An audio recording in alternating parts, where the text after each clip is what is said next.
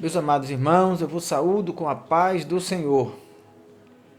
Queremos agradecer mais uma vez pela sua cooperação, por ter nos acompanhado, assistido os nossos vídeos e os compartilhado com seus amigos, seus familiares, fazendo com que a palavra de Deus seja cada vez mais propagada e chegue mais longe.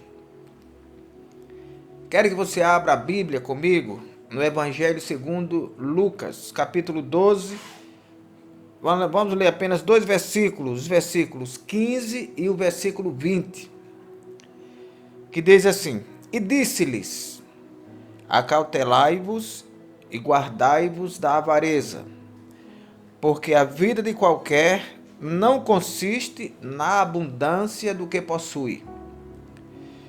Versículo 20. Mas Deus lhe disse: Louco, hoje exigirão a tua alma. E o que tens preparado? Para quem será? Pobre do rico. É o nosso tema de hoje. Meus amados, será que Jesus condena a Bíblia? Deus condena a riqueza? É pecado alguém ser rico? Evidentemente não.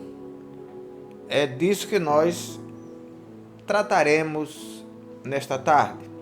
No livro do Provérbios, capítulo 10, versículo 22, a Bíblia diz que a bênção do Senhor é que enriquece e ele não acrescenta dores. A Bíblia diz também, em Jó capítulo 1, versículo 3b, que Jó era o homem mais rico do Oriente na época. Diz a Bíblia também que quando Abrão chegou lá em Betel, vindo da Mesopotâmia, ele chegou muito rico em fazenda, prata e ouro. Logo, já se vê que, como Jó e Abrão foram homens tementes a Deus, foram homens de quem Deus deu testemunho, nada há de errado em possuir riquezas. Todavia, Jesus censurou os ricos que são avarentos, ricos que confiam demasiadamente nas riquezas. A Bíblia diz, Provérbios 11, 28, que aquele que confia na riqueza cairá, mas o justo reverdecerá como a rama.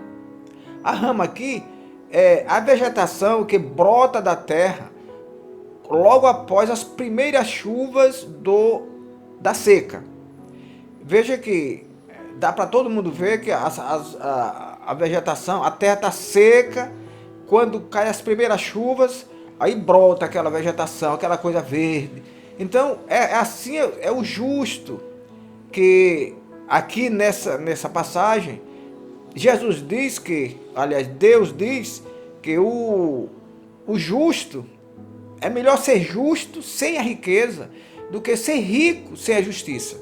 O apóstolo Paulo diz: ordena aos ricos do presente mundo que não sejam orgulhosos, nem confiem nas incertezas das riquezas, mas em Deus, que generosamente nos dá o que precisamos. Está aí, meus amados irmãos, está escrito aqui em 1 Timóteo, capítulo 6, versículo 17, que Deus não condena a riqueza. Ser rico é bênção.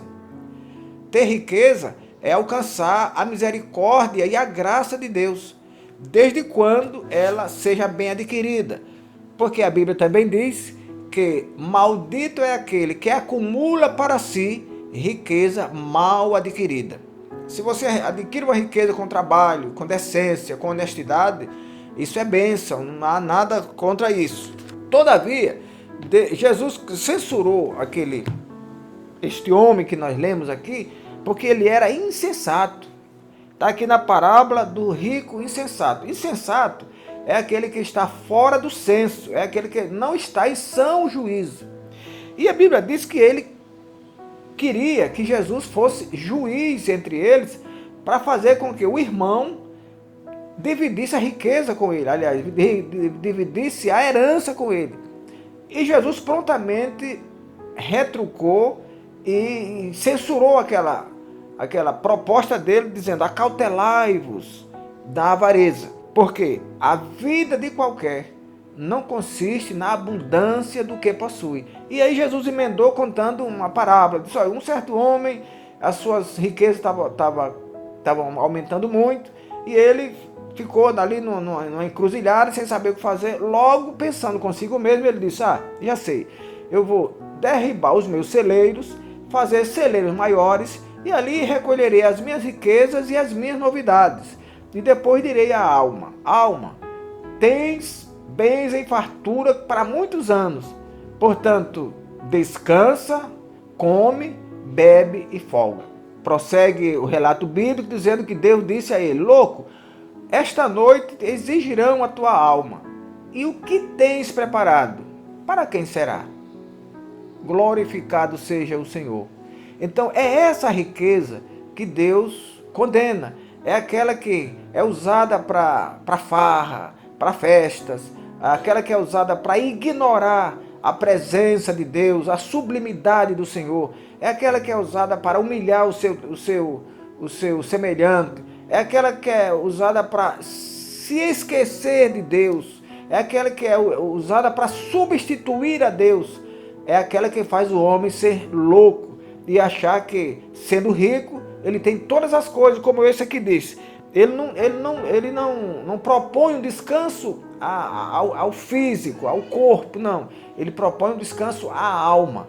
A alma agora descansa, isto é, não se preocupe, nós não seremos, eu não serei pobre mais nunca. Pode festejar, pode estar à vontade, pode comer, pode beber, pode farrear. É aí onde a Bíblia pergunta: e o que tens preparado? Para quem será? Se hoje exigirem a tua alma. Queridos amados, irmãos e amigos, bom é estar na presença de Deus.